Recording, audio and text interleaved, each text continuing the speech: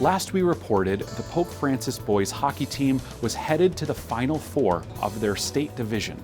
The Pope Francis hockey team was ranked first in the MIAA D1 state rankings for much of the season, entering the state tournament as the odds-on favorite to reach the final.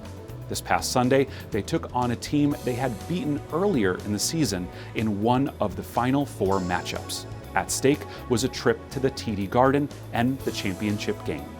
Steve Kiltonic traveled to Lowell for all of the action. On March 9th, the Sanctus Center was the setting as the #1 ranked Pope Francis boys hockey team took to the ice against #4 Catholic Memorial in a much-anticipated D1 state semifinal match.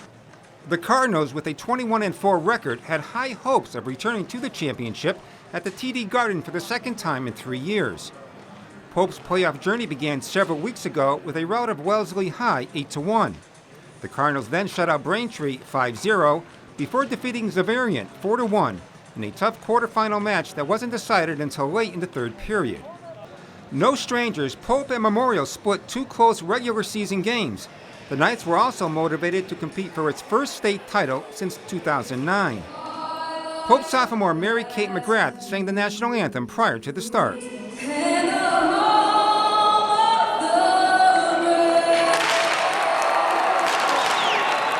Both teams brought a large contingent of fans comprised of students, faculty, and parents to cheer on their school.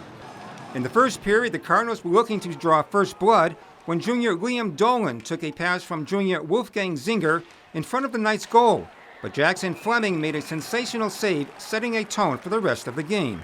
Later in the period, Fleming denied the Cardinals 2 more goals, first stopping a shot by junior Matt Reagan, then minutes later, senior Nick Burns swooped in, but the puck ricocheted off the goalie's pads. After firing 6 shots on goal in the first, the Pope offense stalled for the remainder of the game, with only 6 more shots on goal in the final 2 periods. Meanwhile, Pope goalie senior Nick Ritchie was sensational in net, making 30 saves as he kept the Knights off the scoreboard, thwarting shot after shot. In the second period, the Cardinals had a golden opportunity for the lead when sophomore Troy Hamlin found Burns, who lofted a wrist shot along the left post. Fleming made a diving save, and despite a flurry of Pope shots in close, it remained scoreless after 2 periods. With 6.5 minutes left, the Knights forced a turnover in the opposing end.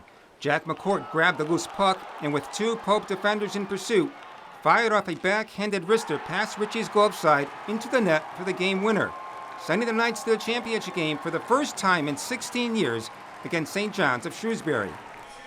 3 Pope players played their last game for the Red and White, co-captains Mike McGrath and Nick Burns, along with Ritchie, all of whom finished with stellar careers for the Cardinals. While the seniors will be missed for their leadership and skills, the trio can always be proud of the 2023 state title which they helped win as sophomores. Although Pope's season ended in disappointment, the future looks bright for coach Brian Foley's Cardinals, as 19 players are eligible to return, including 3 top scorers and the entire defense. With a talented group of underclassmen, Pope Francis has a great chance to make its way back for another appearance in the Final Four and state championship. In Lowell, I'm Steve Kiltonic.